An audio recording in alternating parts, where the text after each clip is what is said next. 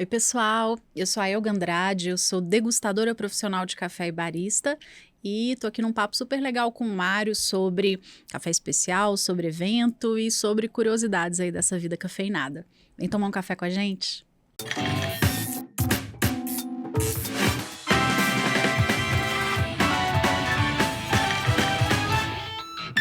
Hello, meu povo, hello, minha pova, como diria o saudoso Fernando Vanucci.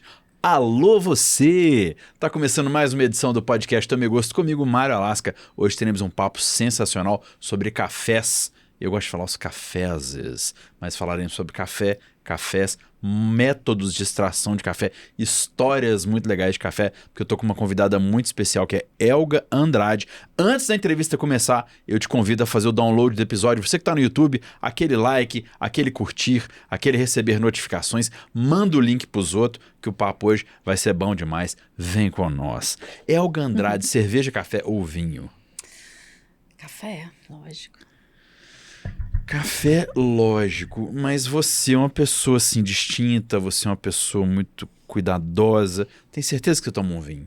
Ah, tomo. E tomo cerveja também. Você toma os dois? Tomo. Cachaça, é um leque um pouquinho mais amplo aí. Que bom. Você toma uísque também? Tomo, com menos frequência, mas tomo. Eu gosto de provar. Tem um negócio que eu tô vendo uns tempos pra cá, que é uma mulherada que tá tendo coragem de assumir que gosta de uísque. Antigamente a mulherada não bebia uísque, mas assim, escondia o copo. Agora a mulherada toma mais coragem. Você é dessa linhagem que toma uísque e tem orgulho? Acho que sim, mas da mesma forma também que os caras estão assumindo o guarda-chuvinha do drink, né? Eu acho que todo mundo pode ir. Ainda tem guarda-chuva no drink? Ah, de vez em quando aparece um, né? Ou um gelo seco ali fazendo uma pirotecnia, né? É verdade, é verdade. Cerveja, você gosta de alguma específica? Eu gosto de experimentar, isso vale para todas as bebidas, mas eu gosto muito de IPA, de Pale Ale, gosto de Session IPA, meu estilo mais ou menos aí. Entendi, você foi pro lúpulo então. Sim. As frutadas você já experimentou? As sour, as Sim, fruit sour? eu gosto muito. Agora, da mesma forma que no café eu tenho fases, na cerveja também.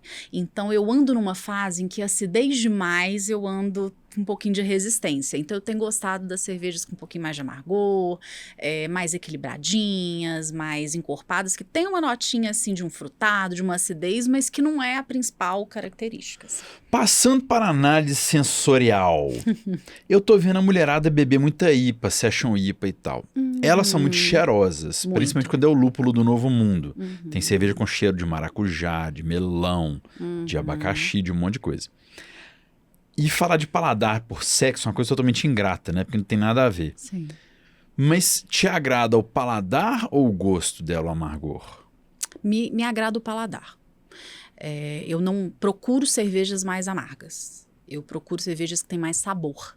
Então, mesmo que eu varie as frutas, que tem um caramelinho de vez em quando, que tem um tostado, eu gosto dessa riqueza de sabor. E é um pouco do mesmo raciocínio que eu faço com o café também e até com outras bebidas. Como é que você foi parar no meio do café? Então, mas minha história não é muito convencional, não, né? Geralmente o pessoal que começa a trabalhar no balcão, que começa a fazer café, fala, nasci debaixo de um pé de café, sou de uma região produtora. Eu nasci em Divinópolis, que é uma região industrial, né? E só fui ter contato com o pé de café depois que eu já era barista. E eu tinha uns 22 anos de idade, estava estudando aqui em Belo Horizonte. E o meu primeiro contato com café, que eu não era uma bebedora de café, não tomava café quando eu era adolescente, jovem adulta. Eu comecei a tomar café quando eu tive contato com esse tal de café especial, de café de qualidade. Tinha um grupo de amigos aqui em Belo Horizonte, a gente se chamava de Intrépida Trupe. A gente não tinha muito dinheiro não, mas a gente gostava de gastar o pouco dinheiro que a gente tinha indo tomar café ou indo em lugares diferentes, com gastronomia diferente, bebidas diferentes. Então a gente começou a tomar expresso. E aí eu comecei a gostar daquilo e tal, mas não via aquilo como algo além daquele prazerzinho ali de sentar e tomar um café diferente.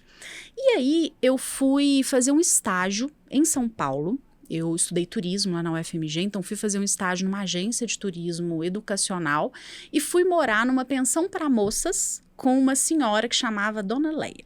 que era uma professora de inglês super viajada, e ela era uma das últimas que mantinha a casa dela espremida no meio dos prédios ali da Zona Oeste, perto das faculdades ali, e fui morar com ela uns 2 meses, e ela era apaixonada por café. E aí ela me levava para cafeterias pequenininhas, assim, nada conhecido, e ela pedia um expresso e ela falava que o sonho da vida dela, se ela pudesse começar a carreira de novo, era ser barista, que era a coisa mais chique, mais sofisticada que ela conhecia, que era uma coisa muito bonita, o ritual do café e tudo mais. E aí foi a primeira sementinha ali que eu vi, né, que eu tive um contato ali com um café que era diferente. Quando eu voltei para BH, depois desse estágio, eu precisava trabalhar.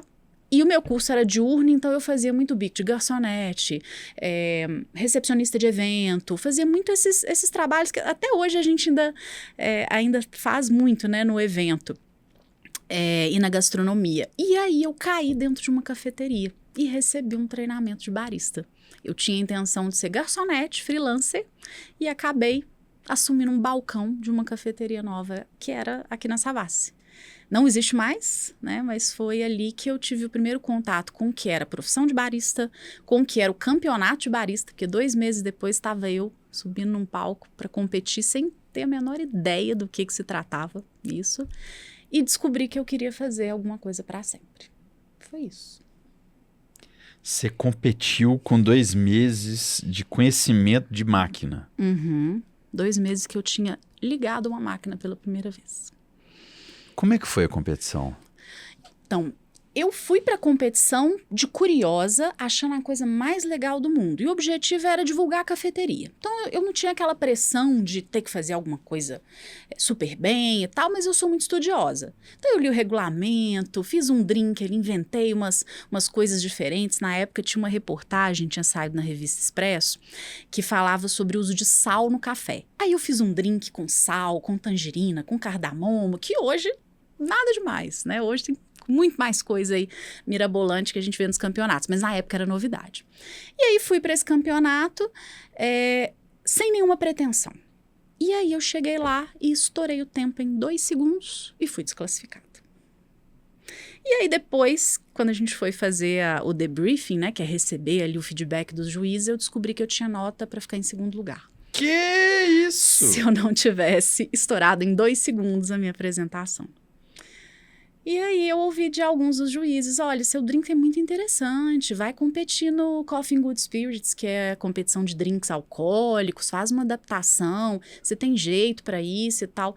E eu vi um universo que eu não fazia ideia que existia, que estava muito além ali do balcão da cafeteria, né, que movimentava uma cadeia inteira, desde a produção até a exportação, até a própria xícara, né, do café especial. Ô, Elga, eu tô surpreso com você. Não sabia que sua história era tão curiosa assim, não. Pois é, rapaz. Mas aí, você ficou em segundo... Mas você foi competir depois com o drink? E aí eu fui competir. E aí eu fiquei em segundo no Campeonato Nacional de Coffee and Good Spirits. Isso foi em 2011. Eu competi... 2009 foi essa competição que eu fiz aqui em Minas, né, foi o estadual, e aí eu ganhei uma menção, tinha um prêmio ali, é o prêmio de consolação que a gente fala, né, que era do melhor drink, e aí em 2010 e 2011 eu fui competir nessa nacional de Coffee and Good Spirits, eu fiquei em segundo nas 2 competições. E aí depois disso, eu comecei a me envolver na organização das competições, e aí pendurei minhas xícaras ali, meus porta-filtros, comecei a organizar e parei de competir. Cacilda, você lembra quem ganhou? Desculpa a indiscrição, o concurso aqui de BH na época? Sim, na época, o regional, quem ganhou foi a Dani Capuano, que inclusive foi a minha professora lá na cafeteria. Ela hoje está morando em Paris, já tem vários anos que ela foi para a Europa, é uma referência lá em Torra, muito grande, uma pessoa bastante importante e influente no meio. E em segundo lugar ficou a Michele Tameirão, que também é uma excelente barista, que ainda atua hoje em dia, mas se eu não me engano ela estava em São Paulo até recentemente. Você depois virou professora, você treina muita gente e tal, mas Sim. Deixa eu andar para outro lado aqui. Porque você começou por acaso atrás do balcão operando a máquina. Uhum. Por que se eu conversar com os jovens de 18 a 20, talvez 17 a 20, Os meninos cortam o pulso para ter um emprego. E por que quando eu vou na academia não, nas cafeterias, os donos de cafeteria estão desesperados por mão de obra? O que acontece, já que você trabalha atrás do balcão? Eu acredito que isso não é um fenômeno nosso, não, tá? Isso acontece no mundo inteiro. A profissão de barista, assim como de garçom, garçonete, ela é uma profissão que muitas vezes os jovens que estão em idade de fazer faculdade ou de definir qual que vai ser a sua profissão no futuro, assumem muito essas posições ali como empregos temporários. Então, alguns vão se deslumbrar como aconteceu comigo e vão seguir carreira e vão ter muitas oportunidades em carreiras não tão convencionais, né, como é de ser barista, ser mestre de torra, ser degustador de café, e outros vão, assim que terminarem seus estudos, vão para outras áreas ou, quando tiverem outras oportunidades, vão seguindo para outros lugares. Então, esse é um ponto. Segundo, por mais que o nosso mercado esteja dando cada vez mais importância para a bebida café, o especialista em café, ele ainda não é reconhecido nem financeiramente e nem em reputação como um sommelier de vinhos, como um especialista em cervejas, como um especialista em outras bebidas e outros alimentos. Então, a necessidade que a gente tem de estudo para aperfeiçoar, para acompanhar a evolução do mercado, nem sempre ela é acompanhada pela remuneração e pelas oportunidades que vão surgindo, né? Então, acaba que essa profissão ela é de muita rotatividade e as cafeterias acabam sofrendo com isso, porque por mais que a gente queira tomar um café bom, a maioria dos clientes ainda tem um certo pesar ou uma resistência em pagar mais por cafés bons. A gente está acostumado que cafezinho é uma coisa que é de graça em alguns lugares ou barato, né? Muito farto pra gente aqui em Minas. O né? preço do café. O elefante entrou na sala. Pois é. O preço do café. Elga, o café está caro? Eu acho que tá. O que vocês acham? Não, eu acho que tá também. Agora, caro justo ou caro superfaturado, né? Será que a entrega tá proporcional ao custo, né? Se a gente parar para pensar em tudo o que acontece desde a hora que alguém escolhe a semente que vai plantar, porque começa ali. Você tem que preparar solo, você tem que escolher a variedade, porque é uma cultura perene. Então, uma vez que você bota aquela semente ali, você vai ter que cuidar dela por uma década, por 2, 3 décadas. Você não pode arrancar todo ano, igual a gente faz com milho, com outros grãos, e, escolhi a variedade errada, vou começar de novo. É um custo absurdo e é um tempo muito grande até o produtor ter esse retorno.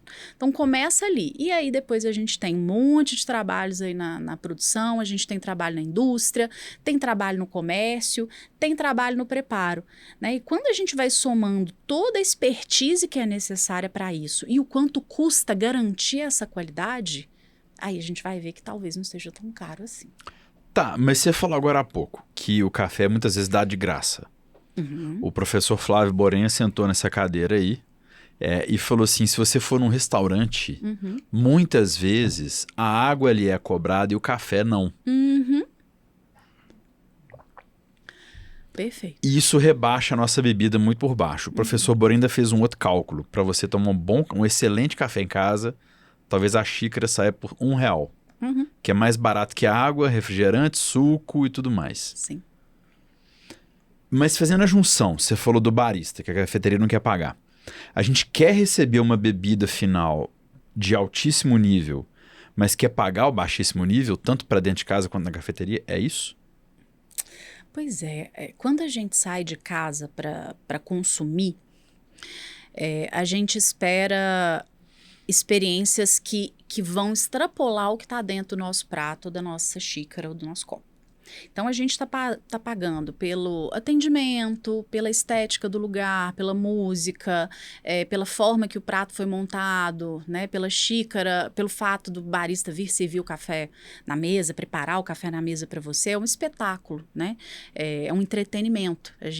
Eu sempre ouço isso de alguns colegas que estão na parte da hospitalidade, para além do café, que a gente tem que lembrar que a gente está na indústria do entretenimento. Não na indústria de alimentos, necessariamente, né? Então, assim, isso tudo custa e isso tudo é valorado e existem pessoas dispostas a pagar por isso, né? Mas é muito mais aceitável para o consumidor pagar mais caro por uma cerveja artesanal, por um vinho que recebeu ali uma premiação e que vai ser servido por um sommelier, que vai te sugerir um vinho que combine com aquele prato que você está consumindo. E muitas vezes vai ser muito mais doído para o consumidor pagar por o que muita gente chama de firula do preparo. Né, do ritual do preparo e tudo aquilo que é necessário para você ter um café de alta qualidade ali na xícara. Então, a gente já tem essa diferença ali. Por mais que você queira o espetáculo, você inconscientemente paga menos por ele. A gente paga menos por uma xícara de café do que paga por um copo de cerveja. Sim. Tá? Mas ninguém se lembra que a cerveja ela tá ali engarrafada ou ela tá num barril e eu não preciso de um especialista para tirar essa cerveja do barril. Eu preciso dar um treinamento básico ali de como posicionar o copo, como que eu faço para manipular ali, e eu consigo servir, se o copo está na temperatura certa, se é o formato certo, enfim. O café, ele não é um produto acabado. Ele depende absurdamente do profissional que está ali preparando e servindo para você. Então, você compromete muito mais a sua experiência quando você abre mão dessa especialidade do barista do que você compromete quando você abre mão de um especialista da cerveja, porque o produto está acabado. Entende? Eu entendo total, mas eu já tenho uma pergunta para dar no peito aí, ó. Diga. Então tá, eu vou fazer o advogado do coisa ruim. Uhum. Você quer o show, eu quero isso, eu quero aquilo. Mas ainda tem aquele cara que fala assim, velho, não me enche a paciência. Uhum. Eu quero ir pra cafeteria tomar um café. Sim. Para de me devolver pergunta com outra pergunta. Uhum. Você quer um café? Qual café? Você quer forte? Forte como? Uhum. Você quer fraco? Fraco como? Uhum. Então, assim, tem essa turma que tá aí. E eu acho que essa turma tem que ser ouvida. E eu tenho muito medo de a gente mais confundir do que explicar. Uhum. Chacrinha fez isso, foi bem, mas é um caso raro. Algumas cafeterias melhores hoje em dia já tem um café da garrafa térmica. Sim. Que acaba por ser mais barato. Uhum. Dependendo da situação, eles até dão um refil. Uhum. Essa é uma das saídas? Sim, com certeza. Por que esse café fica mais barato? Porque eu faço em maior quantidade e eu não tenho que dedicar um operador, um barista especificamente para fazer aquela xícara para você. Né? Mas eu tive alguém, pode ser o barista, pode ser o proprietário da cafeteria, o mestre de torra, que definiu qual a torra, qual a moagem, qual que é a proporção. E ali a máquina vai repetir uma programação e vai te dar uma xícara excelente. Né? Então, você consegue sim ter algumas alternativas para reduzir o custo e ainda assim ter uma entrega excelente na sua bebida. Né? E não é um crime a gente não querer o espetáculo na mesa. Né? A gente tem que normalizar, a gente querer algo de qualidade na nossa xícara. Né, o que a gente fala de qualidade intrínseca da bebida, né? O que é o grão, ele está puro, ele está bem torrado, ele foi armazenado corretamente, ele vai me dar uma bebida agradável, né? Eu não preciso ter todo um ritual ali, se não é aquilo que eu quero naquele momento, naquele contexto de consumo, né? Eu posso pedir uma cerveja Pilsen, que eu quero tomar ali vários copos e confraternizar com as pessoas e eu não quero ficar ali, essa cerveja tem notas de... Não, só quero uma cerveja boa. Né? Ok, dito isto, por que, falando a mente da cafeteria agora, por que a mulher se sente tão acolhida na cafeteria? Porque a mulher ir pra cafeteria é muito comum sozinha. Pro bar é muito raro. E por mais que estejamos em 2025... quando esse podcast está sendo gravado, atenção prosperidade, ainda vê-se pouco nos bares. Agora o Brasil passou a ter mais balcão, que é um serviço individual, na maioria das vezes. Né? Ainda vê-se pouco a figura feminina ali tomar o drink dela, ou comer alguma coisinha e tal. Por que a mulher fica tão acolhida pela cafeteria? Então, você sabe que eu adoro balcão, né? Inclusive, é uma coisa que, quando eu viajo para outros lugares onde eu me sinto menos julgada, e tá aí a primeira razão, né? Eu ando mais, eu frequento mais balcões aí de bares, seja para cerveja, para drink, e assistir o bartender, né? A bartender preparar o drink, então eu gosto muito. E o que eu percebo é que, primeiro, que o café, ele é uma bebida de consumo diurno. Então, isso já faz com que a cafeteria ela seja um lugar mais amistoso e menos tido como exposto ou como perigoso, o que for, de um bar, por exemplo, que você tem um consumo noturno, você tem a questão da bebida alcoólica, né? E existe sim uma percepção que a gente tem na nossa cultura, e que acho que na maioria das culturas isso também se repete, de que uma mulher sozinha num bar, ela está disponível para ser acessada, né? Ela está esperando uma companhia. Mas se ela tá no bar? Aham. Quebremos os paradigmas. Ok, vamos lá. E se ela está no bar, no balcão, ela tá te olhando, tá rindo pra você, você passa, ela olha, ela ri, ela dá um charme. E aí? Não que isso tenha acontecido comigo. Não, né? Jamais. Aí é outra história, né? Aí é comunicação, né? Acho que a gente tem que melhorar um pouquinho essa comunicação. Mas existe uma preocupação de muita gente de não ser tomada como alguém que está sozinho ou que está disponível e tal. E o café, o ambiente da cafeteria, ele é um ambiente que combina muito mais com o momento de trabalho, com leitura, com o momento de estar sozinho, assim, enquanto você... Pelo menos, né, dentro da minha perspectiva, assim, quando a gente fala, né, alguém está bebendo sozinho, bebendo álcool sozinho, a gente pensa, que triste essa pessoa. A maioria das pessoas pensa isso. Nossa, não tem companhia para tomar uma cerveja, né, ou estar ali abandonado. Enquanto tomar um café sozinho ali é um momento de autocuidado. Eu faço isso para me sentir inteligente. Pra alguém passar falando, aquele cara é um crânio, velho. Aí você tira aquele livro há 5 anos, Faço o mesmo nada. livro. Não, que tira o livro. Teve uma vez que eu viajei com um livro que é a capa dele, How I Fucked My Life. E eu abria ele no aeroporto, assim, pro povo olhar pra mim, mas tipo... Pois é. Mas eu acho que tem um pouco disso, assim, é uma bebida sóbria, né? O café é uma bebida sóbria. E fora que, além do café, o ambiente da cafeteria traz chá, traz outras bebidas que também estão de forma muito mais fácil no imaginário feminino. Mas que bom que isso está mudando, né? Que a gente tem bebedoras de uísque, degustadoras de charuto, e a gente tem passe livre, apesar de nem sempre tão confortável, na maioria dos lugares. Mas engraçado, esse lance da... Nós vamos fazer café, tá, gente? Tô com a Elga aqui. Nós estamos até para isso aqui também.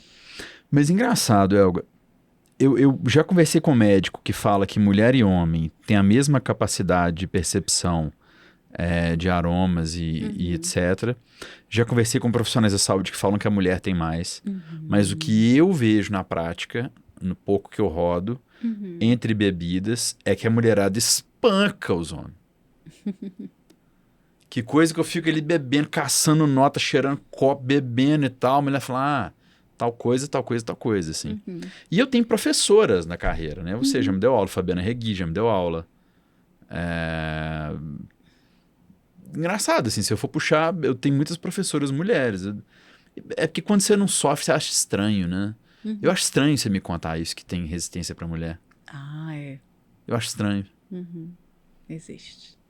É o que a gente chama de pisos pegajosos, a ONU fala isso, e teto de vidro, e é aquela dificuldade assim tá tudo invisível, mas tem alguma coisa ali que te impede de chegar ali naquele outro ambiente. E pode ser a sua criação, pode ser a forma como você percebe o uso daquele espaço. Ele não é amistoso, não é convidativo para você. E eu acho que a cafeteria, ela quebra um pouco dessa barreira, né? E falando da questão sensorial, existem sim algumas referências que mostram que as mulheres têm uma tendência a ter mais facilidade, né? Talvez por uma questão evolutiva mesmo, né? Se a gente biológica, a gente pega quais eram os papéis, né, masculinos e femininos na história da humanidade. Então, existe uma tendência a se diferenciar na performance das atividades diferentes, né? Não sei, eu não sou antropóloga, não vou saber te responder isso. Já me falaram até da lactação, mas agora vou voltar a falar do café. Também.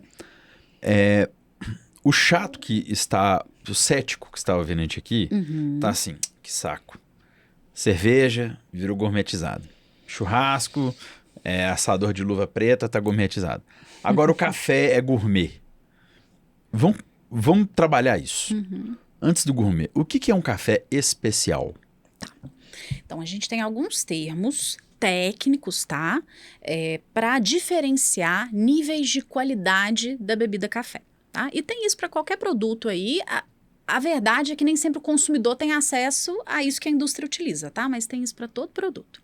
Café especial é uma categoria específica ali que é considerada que tem um nível de qualidade mais alto, que faz referência a cafés que não tem defeitos, provenientes ali do processo de cultivo, de colheita, de pós-colheita. Então, são cafés que não vão ter grãos verdes, grãos ardidos, grãos que não se desenvolveram, que tiveram ataques de broca, de insetos, de fungos, etc. Então, ele vai ser um café puro e sem grãos defeituosos.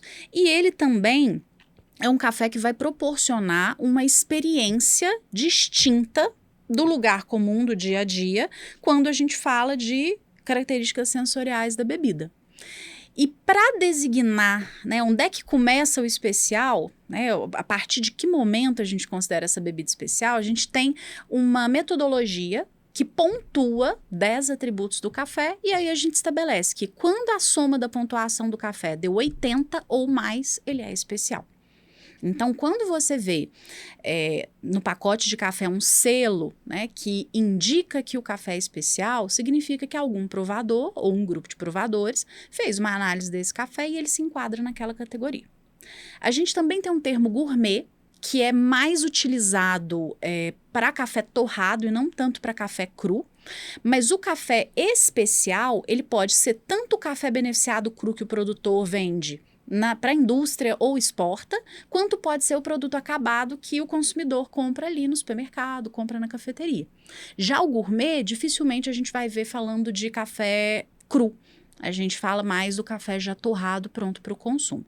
E além de especial e gourmet, a gente ainda tem superior, tradicional, extra forte, que são todas categorias.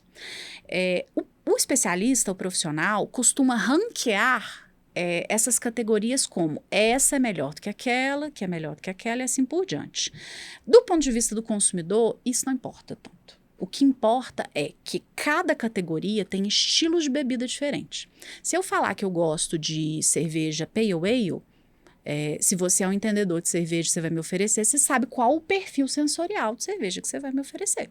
Se eu falar que eu gosto de Porter, que eu gosto de Stout, que eu gosto de Pilsen, você sabe o que vai me oferecer. Então, a gente que é especialista em café, a gente também consegue enquadrar o consumidor dentro dessas categorias. Então, se você me falar que gosta de café tradicional, eu sei que eu vou te dar um café que tem um amargor mais alto, que tem uma acidez mais baixa, que tem uma intensidade de sabor maior e que pode ter defeitos ou não. Eu posso ter um café tradicional que não tenha defeitos, isso existe. Tá? Tem cafés tradicionais melhores e piores. Mas todos eles vão ter algo em comum, que é o estilo. Então, hoje a gente está tentando cada vez mais difundir essa forma de pensar mais perto da cerveja do que do vinho. Muito bem. Nós estamos aqui com um cafezão de um entrevistado desse podcast, que foi professor da Elga. Nossa. Pessoa que... meu amigo. A gente até emociona. É um café do professor Flávio Borém.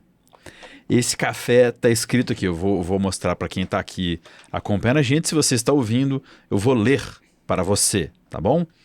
Café linha reserva, doce de pêssego e café em grãos. Aí ele vem aqui as notas sensoriais dele. Frutas amarelas, pêssego, caramelo, acidez cítrica. Fazenda Rio Brilhante, Cerrado Mineiro, natural, bourbon amarelo, 88 pontos.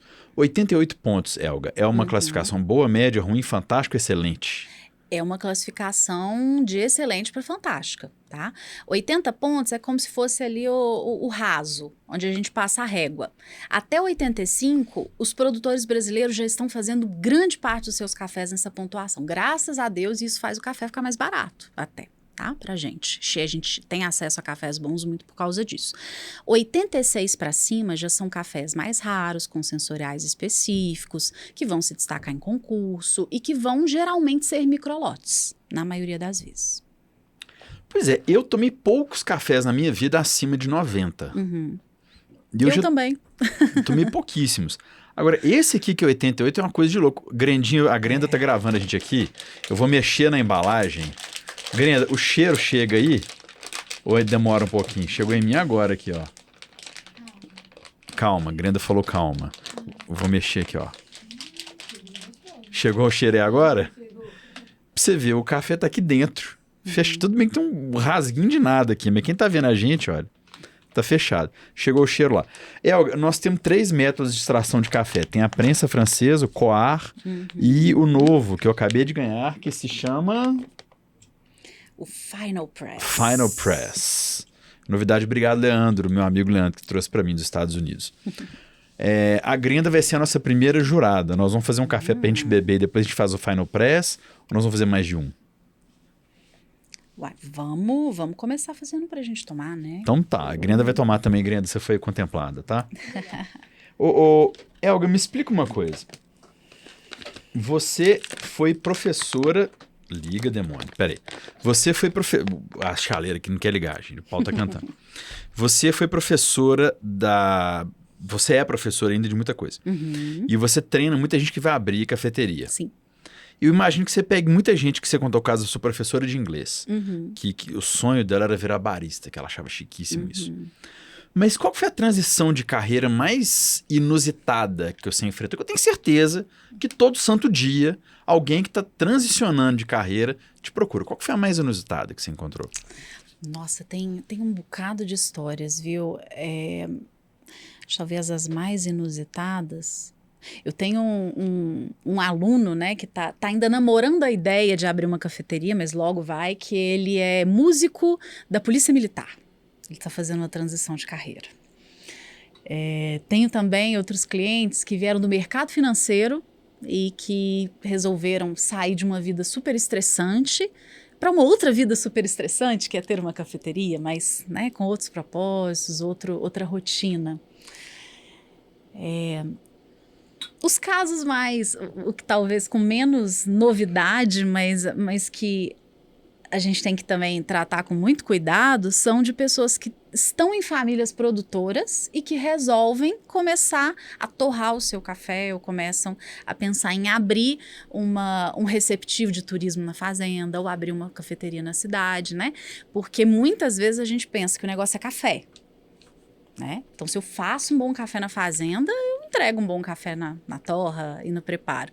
E são outras etapas da cadeia que exigem outros conhecimentos, que exigem outras vivências também, né? Então, a indústria é outra coisa, o serviço e a hospitalidade é outra coisa, né? Então, talvez servir café esteja muito mais perto do turismo, que é lá da minha formação lá do começo, né, antes do café, do que de quem produz café. Gostei da sua resposta, mas eu quero adentrar-me mais. O cara que é do mercado financeiro, o café já é o melhor amigo dele. Talvez não o melhor café, né, que ele pudesse ter, mas é a rotina. É o café, né? Ele tá ali. O policial militar que dá serviço em viatura e tal, tem que tomar um café também. O pessoal dos bombeiros, então, toma café na veia, que tem que estar ligadaço quando tá de plantão e tal. Mas o cara da banda da polícia me chamou a atenção. É claro que você não vai expor um aluno seu aqui, mas o que te chamou a atenção? Porque você vê as pessoas ali, você tem vários cursos que você dá, você ministra, mas o que te chamou a atenção nele em especial, fora o caso dele ser da polícia? Tem algum cuidado que ele toma que os outros não tomam? Tem alguma disciplina que ele traz que os outros não têm? Como é que é isso? É muito interessante porque como a gente fala, né, impacta a questão de ser parte, né, da polícia, mas na verdade é um músico, né, um musicista. Né? E na hora que a gente vai tratar assuntos do sensorial, né, coisas técnicas ali para descrever um café, para entender o que a gente pode melhorar numa extração, todo o vocabulário que ele usa para isso, ele recorre ao vocabulário da música. Então, por exemplo, quando a gente fala que um café está mais ácido, você já parou para pensar que eu posso dizer que ele está mais agudo também? Então, assim, a compreensão dele vai toda pro vocabulário da música, assim, e ele entende muito bem, ele consegue fazer a correção ali, usando esse vocabulário. Então, mais grave, mais agudo, algo que sai da harmonia, né? É muito interessante a forma que ele vai desenvolvendo o raciocínio, assim, como ele tem uma relação com o café que é artística também, assim como ele tem com o instrumento que ele toca, né? Que eu não vou contar, porque... Não devemos. Eu vou descobrir em breve quem é. Talvez eu já conheça, que esse cara conhece a cidade inteira. Sim. O povo do mercado financeiro, eu acho que é legal e é até muito bem-vindo, porque nós estamos entrando num mundo tão parametrizado do café, que é nota, que é curva, da torra, da extração e tal, que eu acho que esse povo das ciências exatas vai nos fazer muito bem.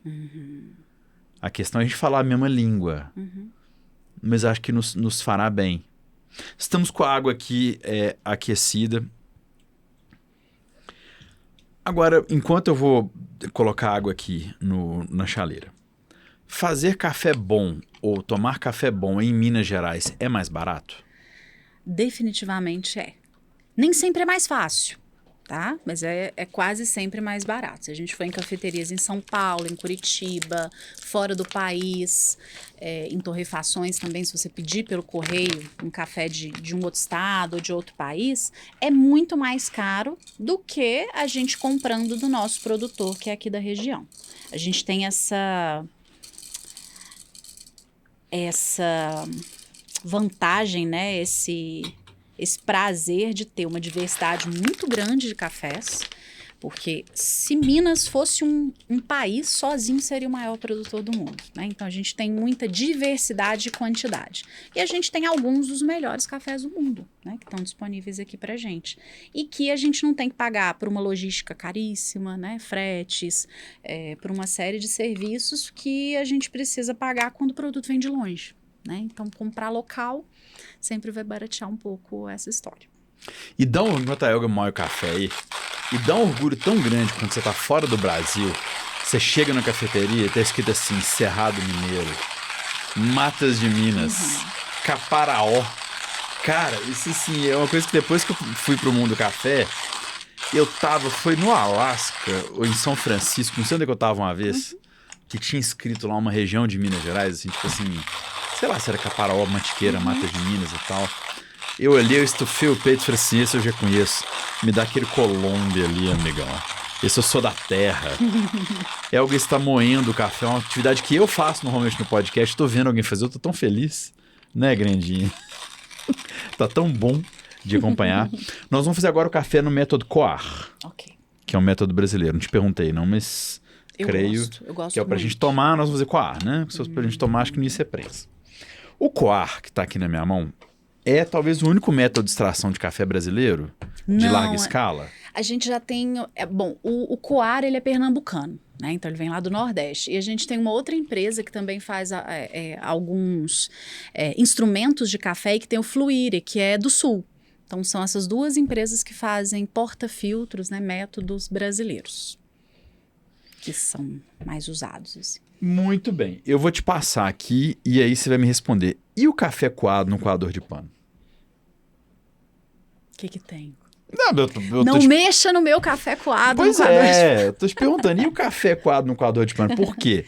É muito comum o lugar que não é cafeteria, que é doceria, que é hotel, que é boutique, que é não sei o quê, vai trazer aquele coadorzinho pequeno de pano, dose individual. Sim. Vai colocar na sua mesa. Se você chegar mais perto de você, fica à vontade aí. Fica livre para trabalhar na mesa. Tá bom. Essa mesa é nossa. Obrigada. E vai vir aquele coadorzinho. Dependendo do lugar, esse coador ele já é colorido de preto. É impressionante. A pessoa bota na mesa, ele nem mexe assim. Ele fica duro. Parece que ele foi engomado, né? Parece que ele foi engomado, exatamente. Pode desprezar na pitcher, nós temos um lixo aqui. Mas nas cafeterias não se vê café de coador de pano. O que acontece? O que acontece é que, para além de fazer café bom, a gente tem uma preocupação que chama vigilância sanitária. tá? E por mais que eu me recuse a dizer que o café do coador de pano não vai ser bom, a gente consegue fazer um excelente café no coador de pano. Tem alguns segredinhos para a gente aproveitar melhor um café especial no coador de pano. E o principal deles é substituir sem dor e sofrimento na hora que for necessário. Então, não adianta guardar aquele de herança da avó para o resto da vida. Qual que é a hora que vai ser necessário? Depende do seu uso, tá? Mas em uma operação de cafeteria, a gente já fez alguns testes. Se você usa ali o dia, né, um turno de 8 horas, usa a semana inteira ali e faz a higienização correta, que depois eu conto para vocês, talvez em 15 dias ele já não entregue a mesma bebida. Ele já começa a ter gosto de ranço e risco de contaminação por bactéria e por fungo. Então, a gente teria que substituir. Em casa, que a preocupação, né, não é tão grande de contaminação, a gente talvez a cada 3 meses precisasse substituir. Eu achei que era mais do jeito que você falou. Eu achei que era tipo um por dia que a cafeteria ia usar. E em casa, lá em casa, na fase que tinha café no coador de pano, eu não bebia café. Então, eu não sei te falar. Então, na cafeteria, a preocupação é muito maior com relação a estar higienizado, né? E a verdade, como você falou, se a gente está vendo mudança de cor nele, é porque tem resíduo, né? Tem ali um café antigo que está colorindo aquele filtro. E o problema também é que, geralmente, o que a gente faz com ele? A gente pega esse filtro, a gente vai deixar ele o dia inteiro na pia ali, depois que a gente fez o café, né? Até o momento em que a gente vai fazer o próximo café. Aí a gente lava, né? De qualquer jeito, muitas vezes. E aí faz um novo uso e tal, e ele vai ficar lá esperando de novo. Quanto mais tempo ele fica com esse café ali dentro, ele vai absorvendo mais esses resíduos. Se você não coloca ele na geladeira ou no congelador, ou se você não dá o choque térmico nele, né, com água quente, ele vai ser uma cultura fantástica para bactérias e fungos negativos. Peraí, só vira o microfone pra você que você tá falando, o microfone tá longe. Opa! Deixa só eu terminar. Bicho, esse café grandinho cheirou aí. Esse café tá um negócio de louco. Esse tem pra você também, grandinho. É a Elga tá fazendo, então esse café vai ficar bom, gente, tá? Olha a cor dele, grandinho, como é que tá mais escuro que os cafés que eu fiz errado aqui. Uma vez, Elga, o Bob Faria, meu amigo, Bob, um beijo pra você, saudade sua. O Bob Faria, meu amigo, teve aqui no podcast, aí eu tava com um café africano de Burundi, que tinha nota de damasco. E alguém tinha vindo aqui, oi Cris, um abraço, e mexido nesse moinho aí e deixado ele grossão. Ah, você não conferiu. Eu não conferi, mas eu vou te contar um negócio. Foi a melhor extração desse café que eu tirei até hoje na minha vida. E o Bob, que não bebe café sem açúcar, tomou e falou assim, peraí, café sem açúcar é isso? Eu falei, Bob, tomei a partir de hoje. E ficou uma delícia. Eu errei, mas deu certo. Isso é raro, mas acontece. Está pronto o café, eu pré-aqueci aqui essas 2 xícaras.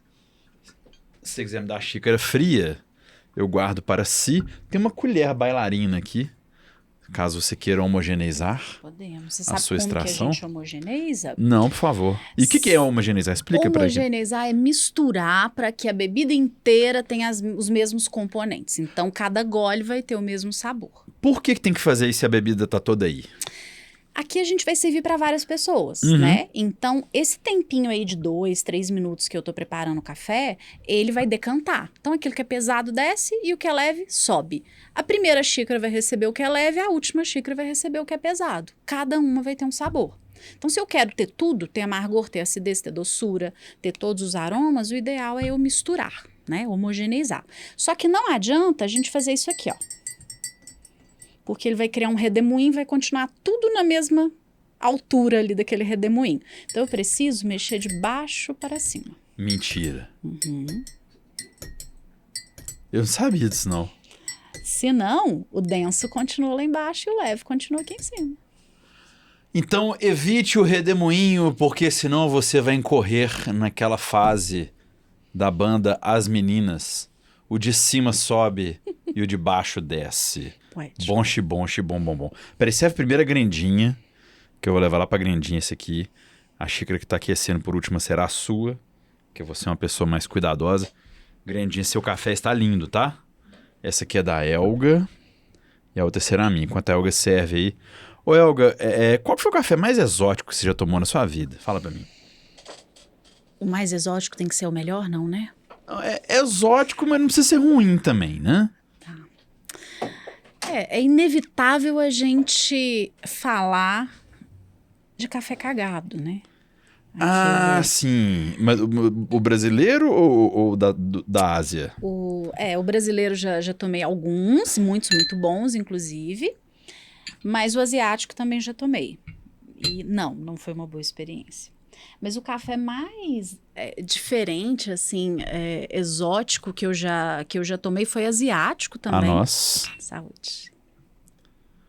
Foi asiático também, mas foi um café de Monções. Um café lá da Indonésia, que eles têm uma prática que é cultural, que é o que a gente abomina entre os produtores, a gente não recomenda, e que deixa ele com um sabor característico, que é o seguinte. E esse café tá bom, Grandinha. Como é que tá o seu aí? Nossa senhora! Docinho, né? Grandinha tá... Nossa, não precisa de açúcar não, eu tô dublando a Grenda. Ela tá falando isso com esse tom de voz. Ela falou assim, nossa, Elga, faz mais café que a Mari não sabe. Pô, Grenda, aí não. Vou voltar mais, tá? Elga vai voltar mais. Mas esse café é o seguinte, eles colhem o café, eles levam para secar, geralmente terreiro, suspenso, secadores, enfim. E aí eles levam até a meia seca. O que é isso? Quando a gente vai secar o café para comercializar e armazenar, a gente leva ele até 11% de umidade. Então, o fruto tinha 60% quando maduro e a gente leva a semente a 11% de umidade. É o que garante que ela não vai embolorar, que ela não vai mofar antes da gente torrar e consumir. E aí, antes de chegar ali nos 11, então no meio dessa seca, eles param a seca, descascam e empacotam esses cafés nas sacas, tipo a saca que a gente tem aí de juta, né? E deixa esse café no tempo, né? No ar das monções. Então, esse café, ele começa a desenvolver alguns tipos ali de mofo, que vão trazendo sabores de terra. É como envelhecer um vinho. Mas para o café a gente não considera isso muito agradável, nem muito indicado. Mas é uma iguaria, né? Então, é um café que você olha para ele, eles chamam até de pata de vaca, pata de cabra, porque a célula, né, dos grãos, ela fica tão frágil que ele fica todo quebradiço, todo cheio de marcas e tal. Não recomendo, mas é interessante. E o melhor que você já tomou na sua vida? O melhor... Nossa, eu gosto de falar que o melhor é sempre o próximo, sabe? Porque eu sou dessa também. Eu gosto sempre de ter experiências diferentes, mas eu já provei alguns cafés que assim, são muito emblemáticos para gente que trabalha com café, como, por exemplo, o Geisha do Panamá, da fazenda La Esmeralda, que é o café que reinventou o sensorial do café, né? Assim, ele se destacou tanto no concurso que chegou a preços absurdos e tal.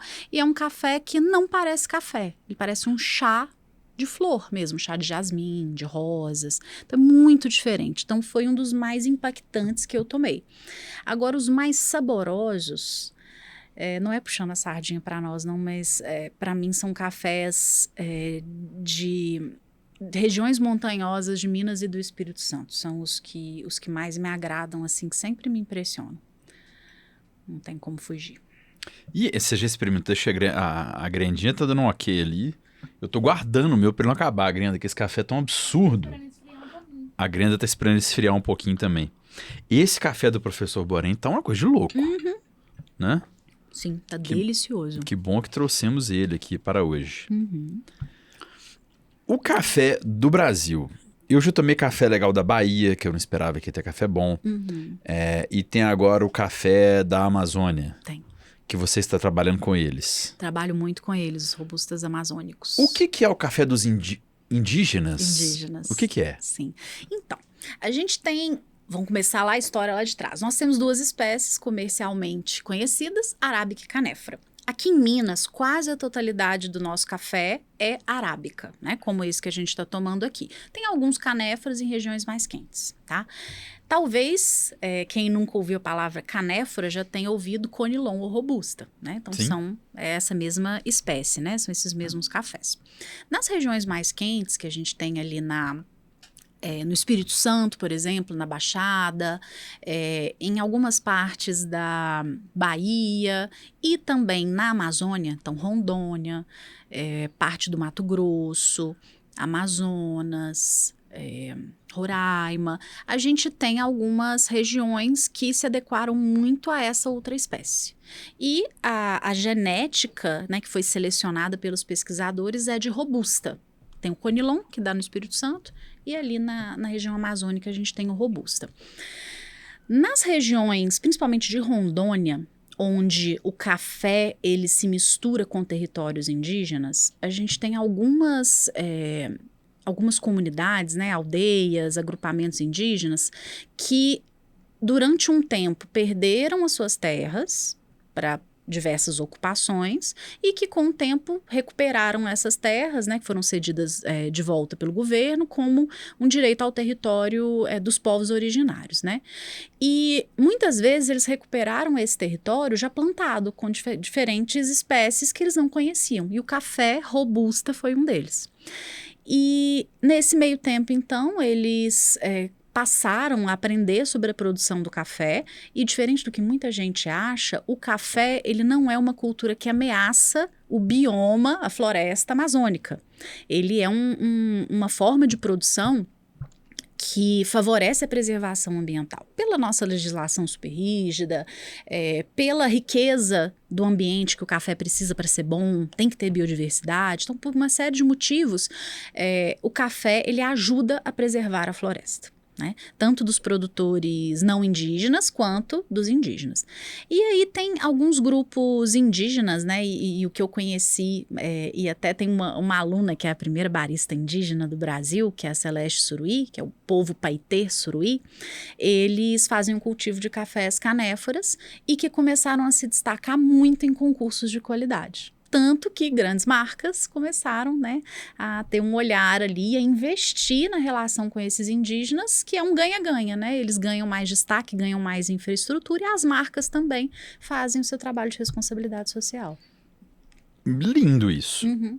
Eu já tomei alguns desses cafés, até estava na última Semana Internacional do Café, tinha um café 100 pontos, que eu não sei se foi o que eles serviram, tinha uma indígena fazendo, não sei se é sua aluna. É ela mesmo. Estava lá fazendo. A Celeste. Era engraçado, que a gente tirava foto, ela olhava, assim, era engraçado, assim. Mas eu tava pensando no café amazônico e tava lembrando do Vietnã. Uhum. Há quem diga que a cobertura vegetal do Vietnã seja muito parecida com a floresta amazônica. Uhum. O Vietnã, depois do Brasil, se Minas Gerais fosse um país, seria o maior para todo mundo, mas é o Vietnã.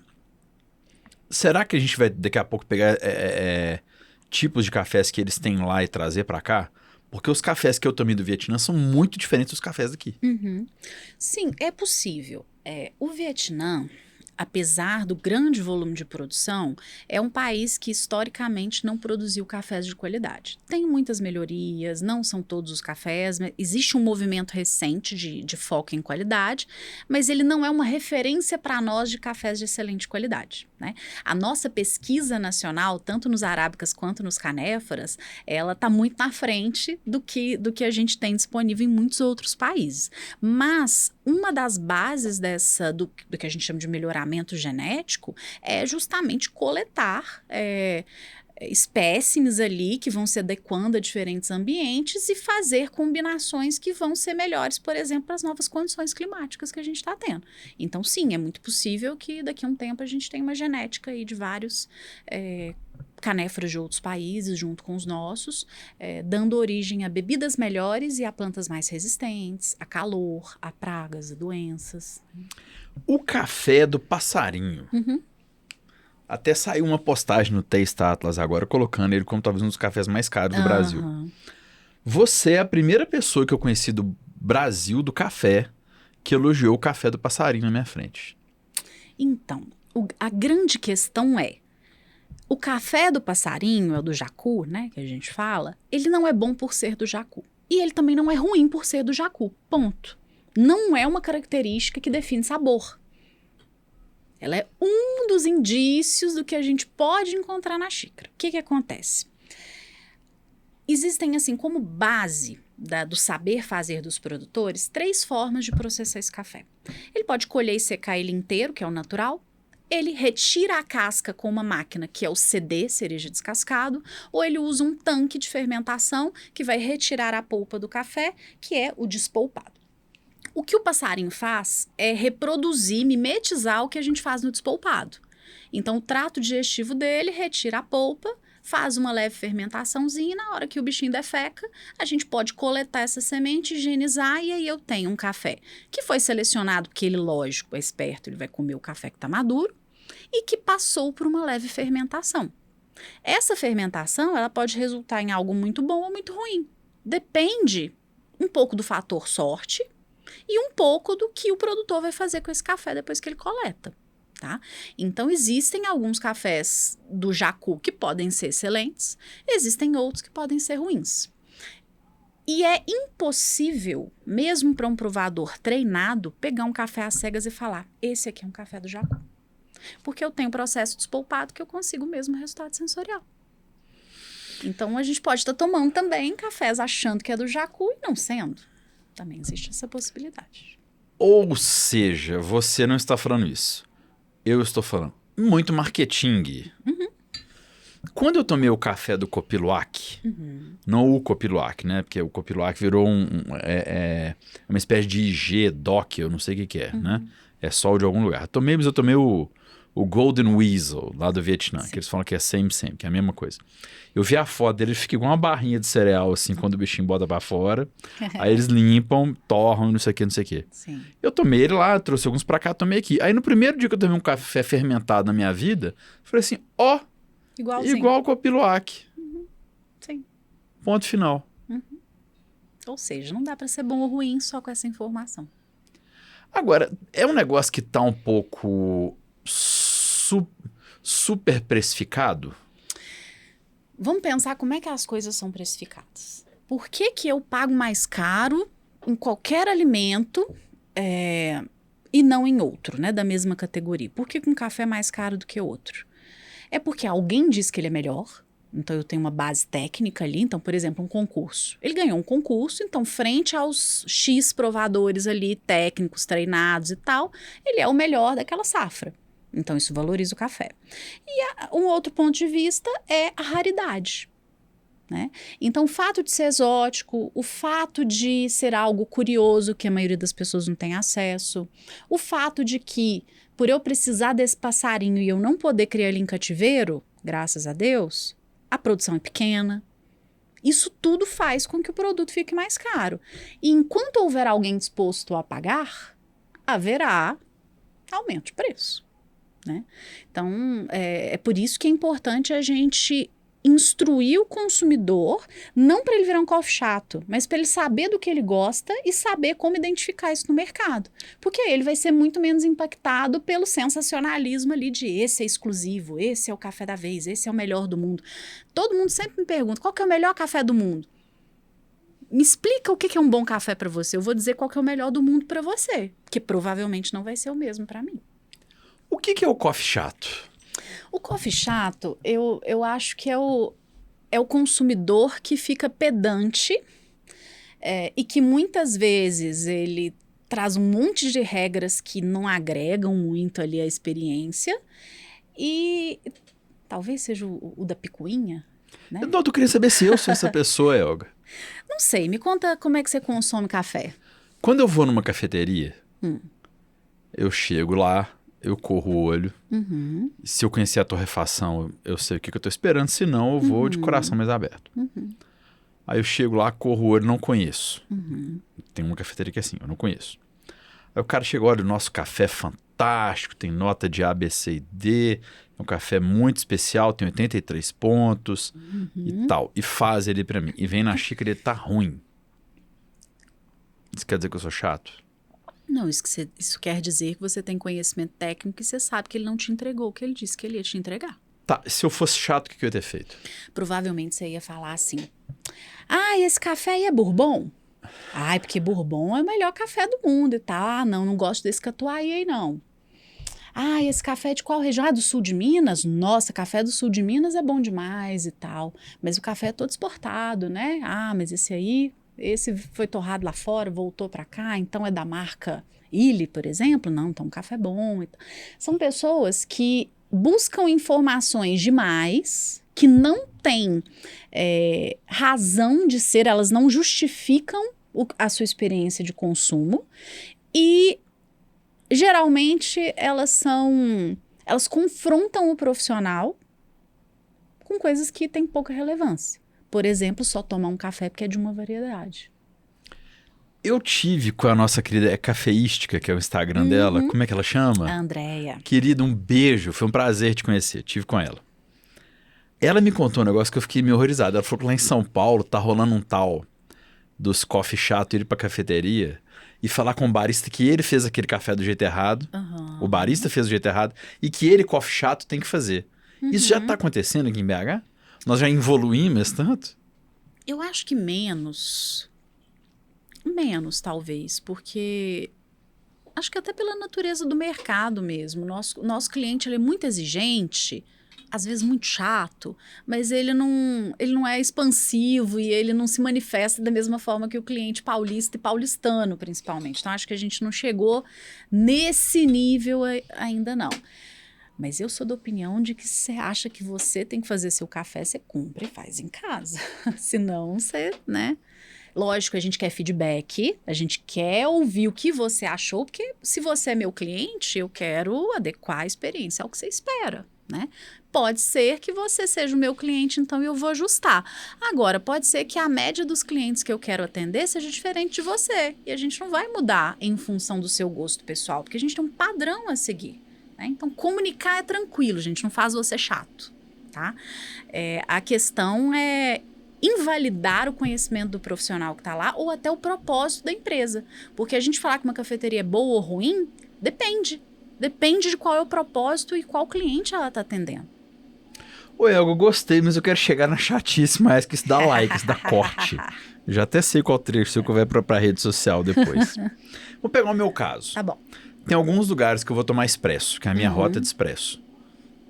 Quem me atende sabe onde é que é. E em alguns lugares eu tenho abertura com a turma. E eu falo assim, gostei, esse tá com a cara da casa, esse tá isso, esse tá aquilo. E quando eu não gostei, eu falo assim, gente, hoje não morri de amores. Perfeito. Então, quando me dão liberdade, tá ok? Tudo certo. Tudo certo. E já chegou o ponto, também dei um dia numa cafeteria aqui em BH que tinha que ter reserva, que as pessoas estavam uniformizadas de macacão, não falaria a cor, senão todo mundo ia saber. Que eu cheguei e falei, eu quero tomar um café, o senhor tem reserva? Eu falei, não, precisando de reserva. Eu falei, mas você não vem no café no balcão? Não temos balcão. Eu falei, então obrigado, virei as costas, comecei a andar. O cara, não, o senhor pode ir ali e pedir que vai sair. Eu falei, então tá bom.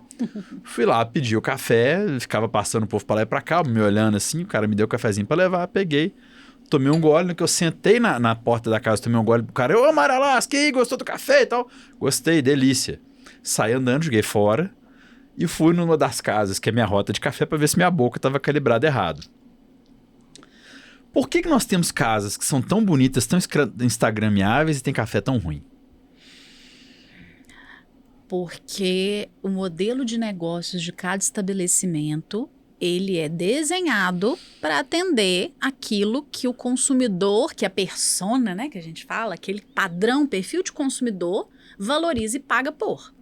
Então, a grande razão da gente ter cafés não tão bons e cafés tenebrosos em lugares que são lindos, super instagramáveis, é porque o cliente desse lugar não entende o café como um ingrediente da alta gastronomia, não entende o café como uma bebida especial e ele aceita aquele café para acompanhar a torta de pistache dele.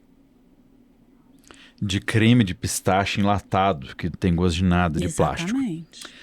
Falando nisso, eu convidei a Elga para esse podcast por vários motivos, porque ela tem muita história, como vocês estão vendo. Mas, Elga, estamos dando a cara e a coragem, respirando muito fundo e fazendo um festival de café. Sim. Para o público final. Sim.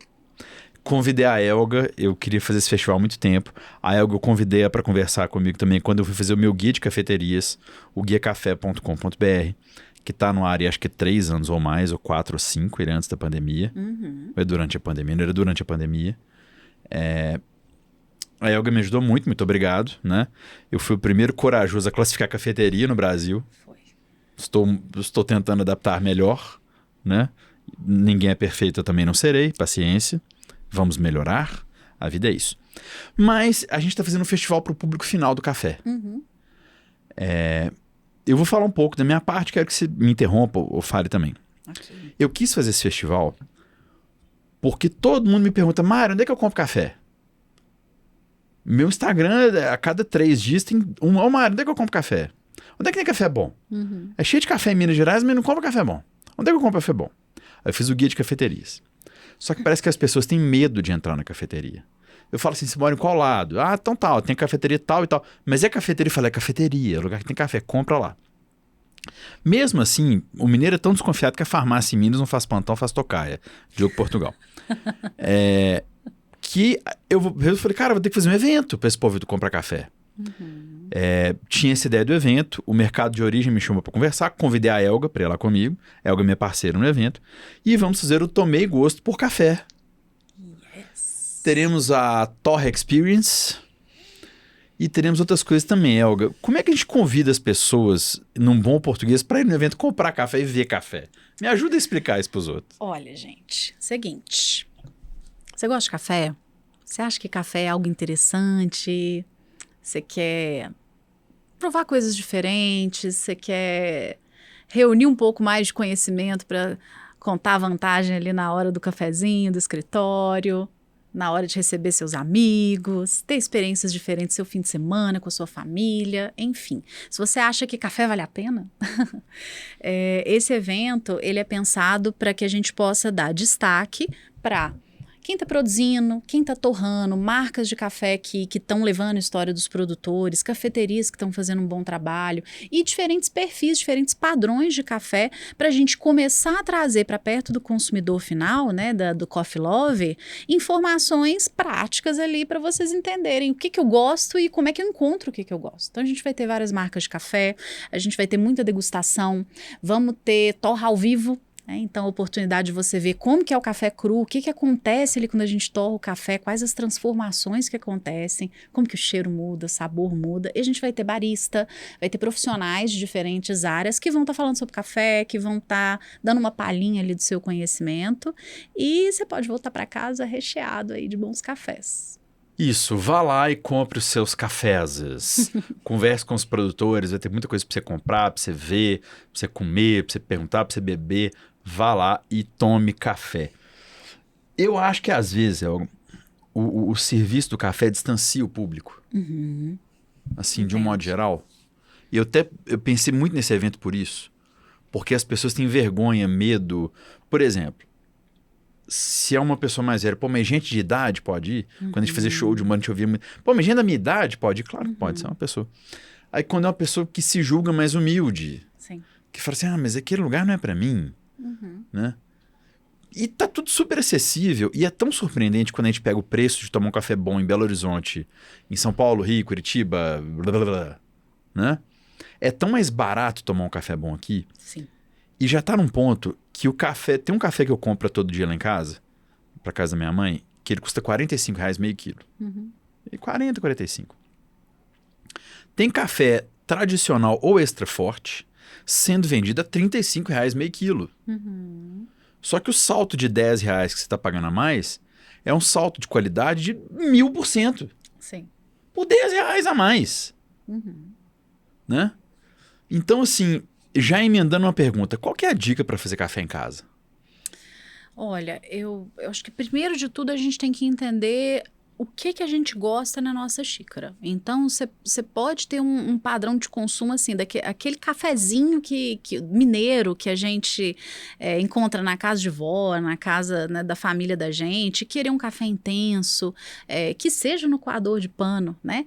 Mas você sabendo como é que é o café que você gosta, se é aquele mais forte, mais fraco, você gosta do coado, gosta do expresso, você consegue ter um resultado que atende melhor a sua expectativa. Então, começa aí.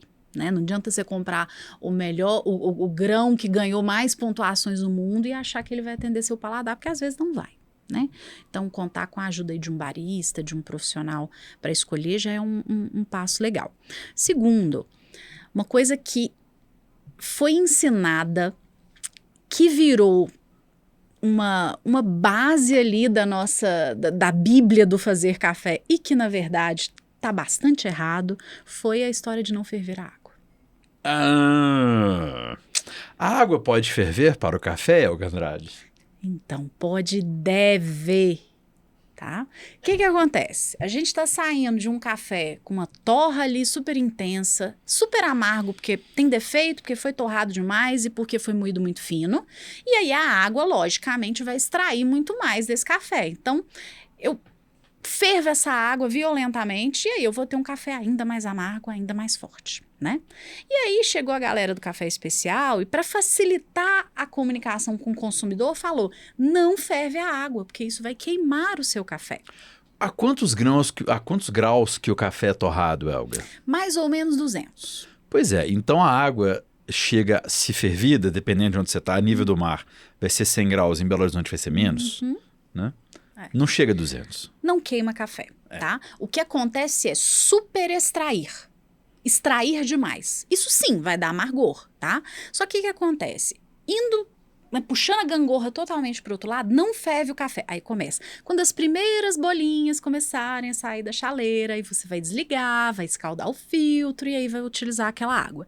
Esse tempo que a gente gasta para utilizar a água, quando ela está começando a sair as primeiras bolinhas, essa água vai estar uns 92, 93 graus. Até a gente fazer o café, ela vai chegar a 90, 88, 85 e eu vou ter um café subextraído, que é o que a maioria do pessoal aí que acha que quem toma café especial aí é chato, né? É fresco, chama de chafé. Então, o chafé, gente, não é o café especial, é o café especial preparado sem água ferver, sem a moagem adequada. Então, a gente está tomando, às vezes, muitos grãos bons que estão resultando em uma bebida ruim porque a gente não está fervendo a água. Tá? Então, é melhor você ferver, deixa ela ferver violentamente, desliga, escalda seu filtro, coloca o pó de café e vai fazer seu café. E aos poucos você vai começando a entender que se você mexer na moagem, engrossar, afinar, o sabor pode melhorar. Aí você vai achando qual que é o seu gosto ali. Mas, primeiro de tudo, ferva água. Outra coisa que a gente começou foi e voltou. Qual que é a dica para limpar o coador de pano? Então vamos lá. Lá do meio do podcast eu lembrei dessa. Vamos lá. Ô, louco! Então, peguei meu coador de pano, novinho ali na loja. Primeira coisa que eu vou fazer é ferver ele em água quente, né? Eu vou colocar ele em água quente para retirar qualquer impureza, sujidade que ele tenha, resíduo do próprio pano, alvejante, produto químico, enfim, o que pode ter lá. E eu vou evitar torcer esse pano, né? Porque ao torcer você estraga a fibra, ela vai relaxando. Então o pó de café ele vai passar mais ali para aquela fibra. Então evita de ficar torcendo, só deixa ele escorrer, aperta levemente e aí você vai usar esse filtro e vai, depois do uso, enxaguar ele imediatamente em água corrente. Não precisa ser com detergente, com água sanitária, com bucha, nada disso, tá? Enxágua em água corrente e aí você vai pegar esse filtro que foi enxaguado e você vai armazenar dentro de um pote fechado ou de um saquinho fechado. Se você faz uso várias vezes ao dia, eu sugiro você deixar dentro de uma vasilhinha com água, bem vedada, porque se você deixar uma aberturinha que seja, o filtro vai pegar o gosto de tudo que tá na geladeira. Tá?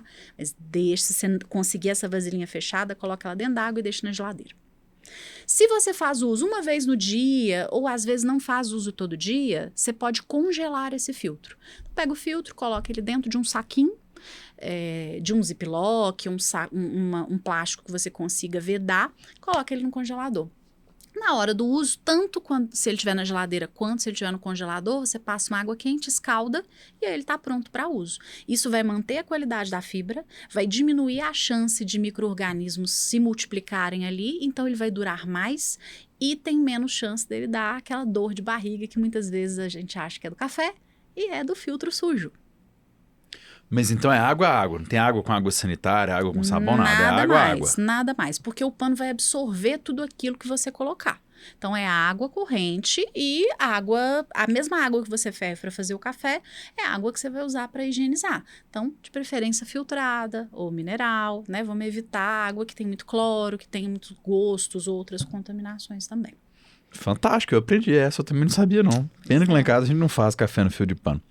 Elga, nós temos que fazer o café, vamos limpar essa frente aqui, porque nós temos que fazer a final press. Gente, um amigo meu estava nos Estados Unidos, me perguntou o que ele comprava, recomendei que ele comprasse maquinários caseiros bons, que lá sai 1 a menos que aqui. Então uma coisa que aqui custa 1.500, lá custa 150. Se você multiplicar vezes 6, ainda assim é mais barato. Significativamente, né? A nossa carga tributária é merecedora de todos os questionamentos possíveis e o retorno disso para a sociedade, então aí a gente entra em parafuso. Não estamos aqui para falar disso nesse podcast, um dia trarei um especialista em contas aqui para falar, mas não hoje. E aí ele falou, Mário, quer que eu te leve alguma coisa e tal? Eu falei, cara, tem um negócio que eu tô vendo aí em rede social e que eu queria ver como é que é. Se você tiver um sobrando aí, traz para mim. E ele trouxe para mim essa traquitana que está na frente de Elga Andrade. Vou pegar aqui. O Final Press. Que parece um negócio de fazer chá. Um infusor. Só que ele tem uma molinha para você dar uma pressão no café que está aqui e tirar. O pessoal vai lembrar do mecanismo da prensa francesa, né? De separar o café da água. Há quem pressione, há quem não pressione, né? A gente aprende que não é recomendado colocar força.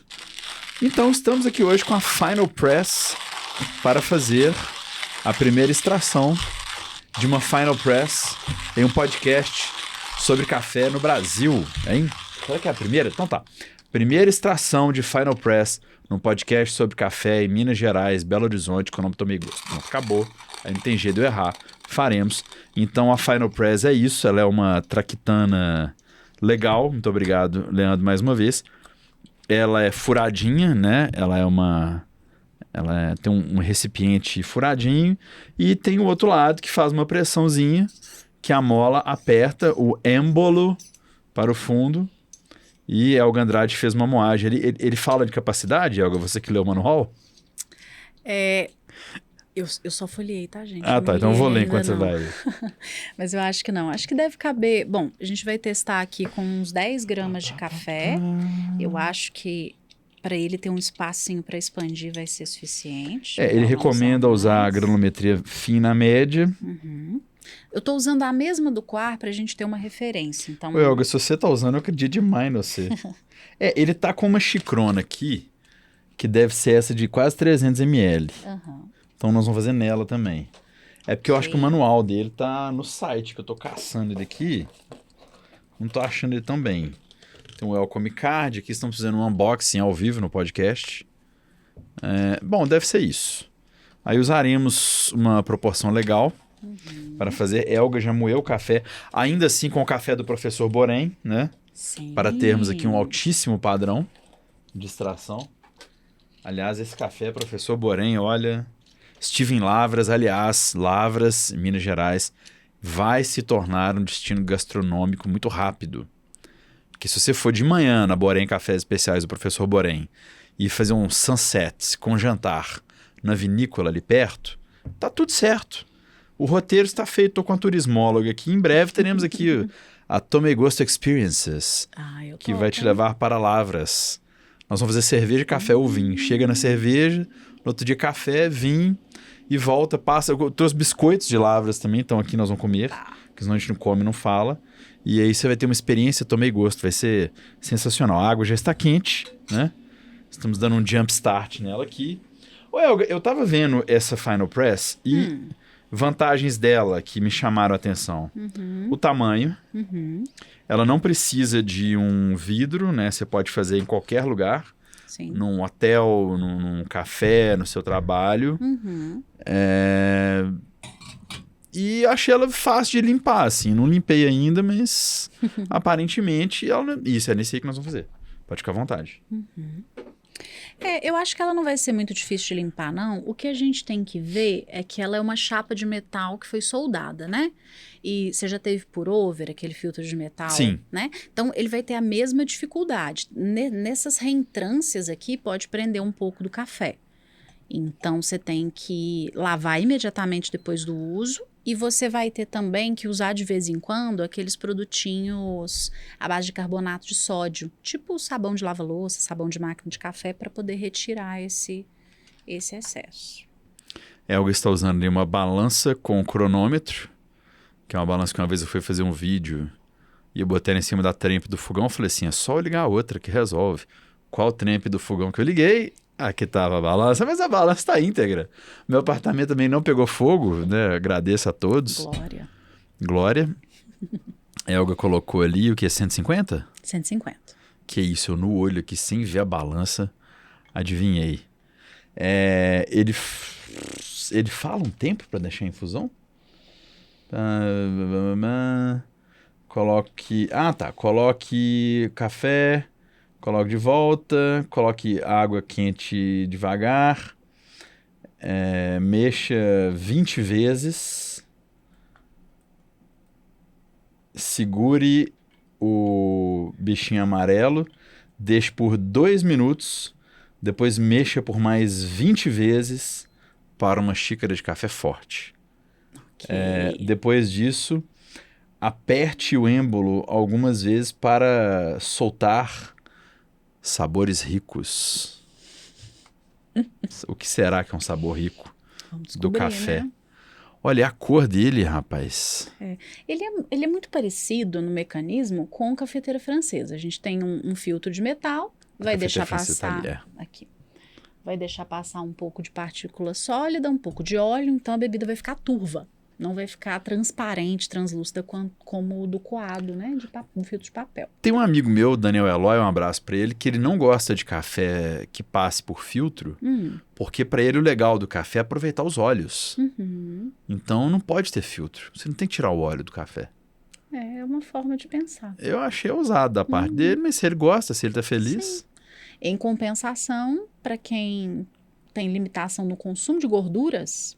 Essas formas de fazer café, elas também trazem mais gordura para a xícara, né? Então, cada um aí com as suas necessidades e vontades. Então, 2 minutos. Então, vamos mexer mais 20 vezes. Aí que tá outra questão. Apertar ou não apertar? Vai deixar muito forte ou muito fraco? Aqui, a gente vai ter que apertar, porque senão ele vai ficar subtraído. Porque... ele não vai permitir que o café saia como um todo, tá vendo? Não, ele tá bonitão. Temos que te arrumar um lixo. Aqui, ó. Então, vamos ver. Mas será que não é melhor apertar com ele imerso, não? Não, porque aí ele vai voltar, né? Se eu fizer aqui, ó. Continuar tendo...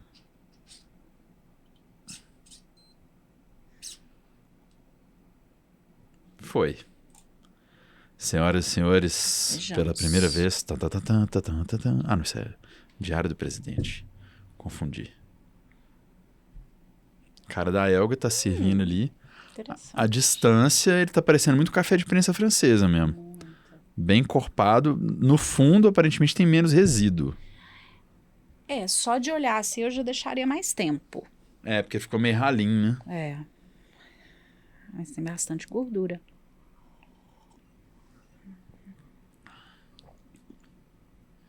Diferente, né? Não veio frutadão. Hoje é ruim ainda não, viu?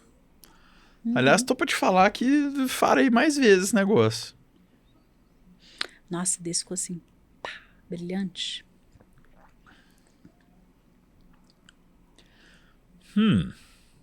Agora eu achei que ele perdeu um pouco de temperatura. Sim.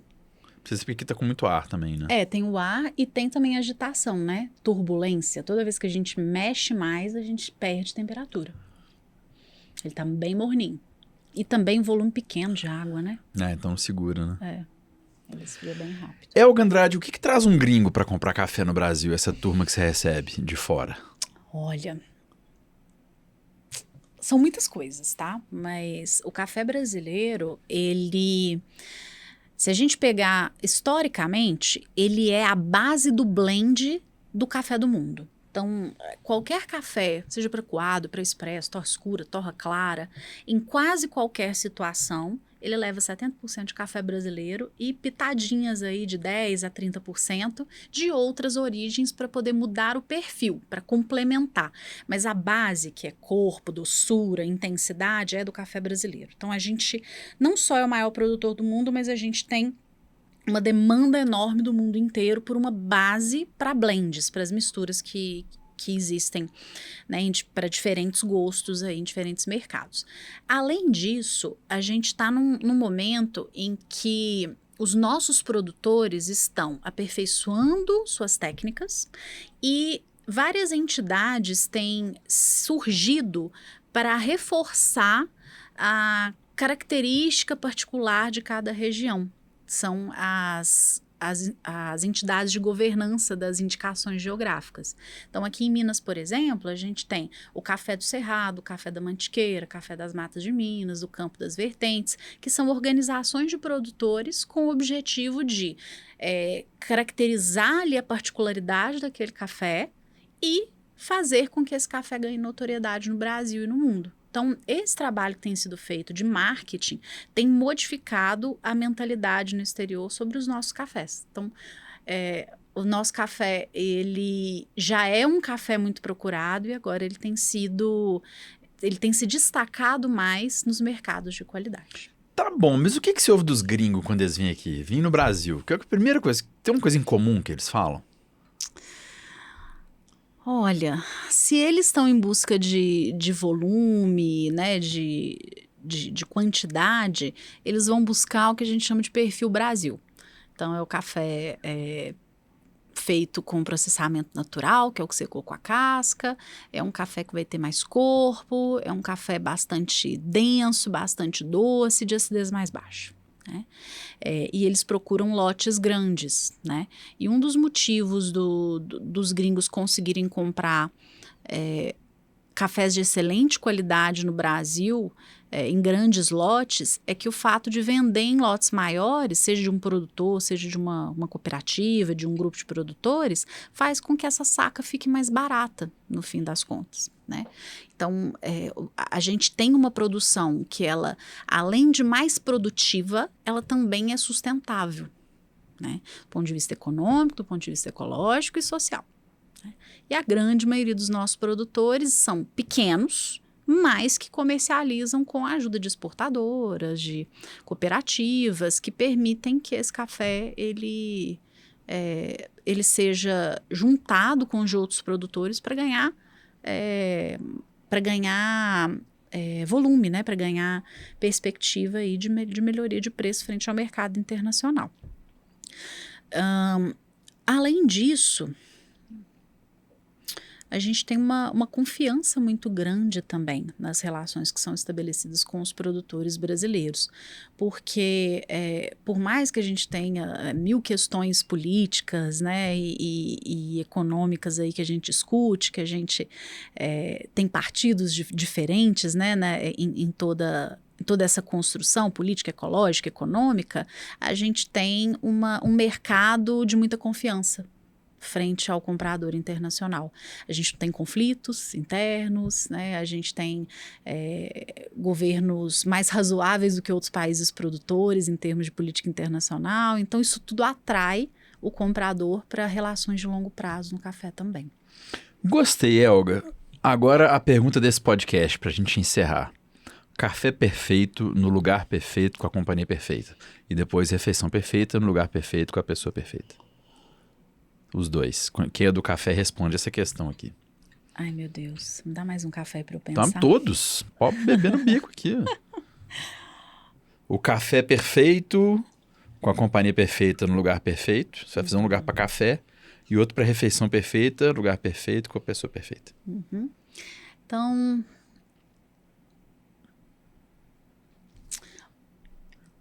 Nossa, que difícil. Eu não dou facilidade aqui, só a minha vida. Falar mal de mim. O resto, tudo que é difícil. Porque falar mal de mim, eu vou te falar um negócio. As pessoas tão... uma fase... Ai, bom.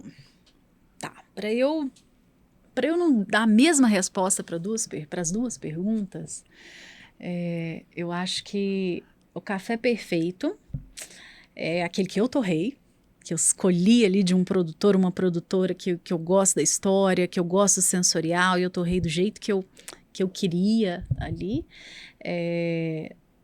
Preparado lá na sacada lá de casa, lugar onde dá para eu ver ali o sol nascendo, bonitinho ali em cima do Mineirão, na Lagoa da Pampulha. Que ali. você chega da balada e faz o café. Nossa senhora, a minha cara de quem vai pra balada. Não, o café lá em casa é cedo, costuma ser cedo.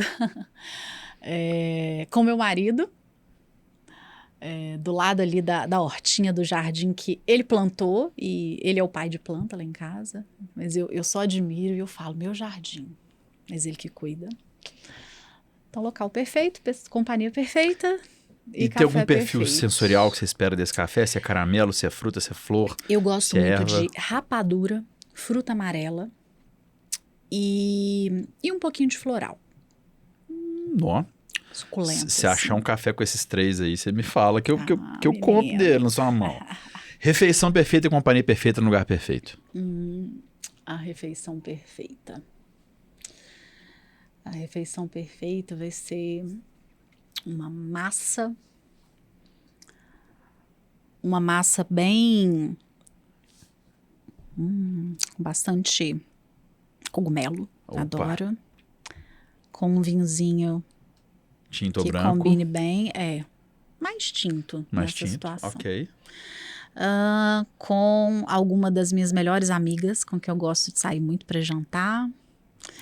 E em alguma cidade do interior de Minas que, tipo, Tiradentes, Lavras Novas, Ouro Preto, que tem restaurantes excelentes e vistas maravilhosas. Maravilha, falou e disse. Elga Andrade, você que ainda não descobriu as redes sociais dela, estão na descrição do episódio. Se você está nas plataformas de áudio, é só clicar, é tudo clicável. Se você está no YouTube, está a descrição do perfil dela aqui também. Elga é minha parceira no Festival Tomei Gosto por Café, portanto vá ao festival. Se você está aqui em Belo Horizonte e região, quem sabe um dia ele vai para sua cidade, né? Enfim, vá ao festival, tenha contato conosco. Elga já me deu curso, também, essa pessoa fantástica. Foi um podcast legal. Elga, muitíssimo obrigado por ter vindo. Um prazer. Gente, eu sou a Mayra Lasca, nós ficamos por aqui. Muito papo sobre café no podcast também. Te vejo numa outra. Valeu, tchau, tchau.